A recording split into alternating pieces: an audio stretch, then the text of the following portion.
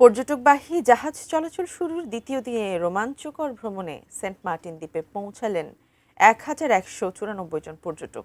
দীর্ঘ ৬ ঘন্টার সমুদ্র যাত্রার পর ৩টি বিলাসবহুল জাহাজ ভ্রমণ পিপাসুদের নিয়ে প্রবাল দ্বীপের ঘাটে নোঙর করে।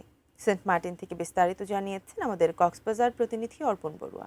দীর্ঘ ১০ মাস পর প্রবাল দ্বীপ সেন্ট মার্টিনে পর্যটকবাহী জাহাজ চলাচল শুরু হওয়ায় সেন্ট মার্টিনের স্থানীয় ব্যবসায়ী, সেন্ট মার্টিনে যারা স্থানীয় বাসিন্দা রয়েছেন পর্যটন খাতের, তাদের মাঝে প্রাণ চাঞ্চল্য ফিরে এসেছে।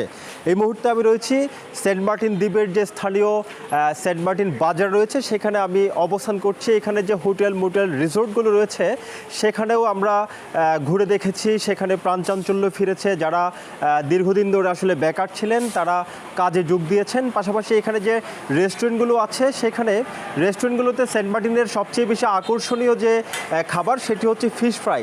শিয়া বাটার ও ভিটামিন ই সমৃদ্ধ লিলি বিউটি সোপ, তারুণ্যময় উজ্জ্বল ত্বকের জন্য। রিমার্ক বিভিন্ন ধরনের সামুদ্রিক মাছের ফিশ ফ্রাইয়ের এখানে পর্সা সাজিয়ে বসা হয়েছে। আমরা দেখতে পাচ্ছি এখানে পর্যটকরা এসে দরদাম করছেন এবং পছন্দের মাছটিকে পছন্দ করে আসলে ফ্রাই করার জন্য অর্ডার দিচ্ছেন। সে ধরনের প্রেক্ষাপট এখানে আমরা দেখতে পাচ্ছি। এই মুহূর্তে একটু কথা বলতে চাই সেন্ট মার্টিন দ্বীপের একজন ব্যবসায়ীর সাথে।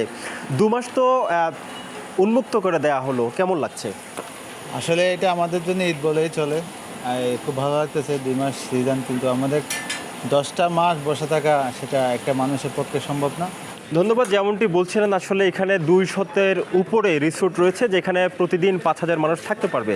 তবে সরকার যে ১২টি নির্দেশনা দিয়েছে সেন্ট মার্টিনের পরিবেশ এবং জীববৈচিত্র্য সুরক্ষায়, সেই নির্দেশনা মেনেই পর্যটকরা প্রতিদিন ২,০০০ পর্যটক রাত্রি যাপন করতে পারবেন এবং প্রতিদিন ২,০০০ পর্যটক সেন্ট মার্টিন ভ্রমণ করতে পারবেন।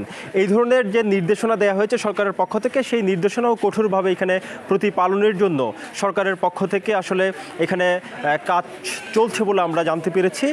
এটুকুই ছিল সেন্ট মার্টিন থেকে সবশেষ খবর।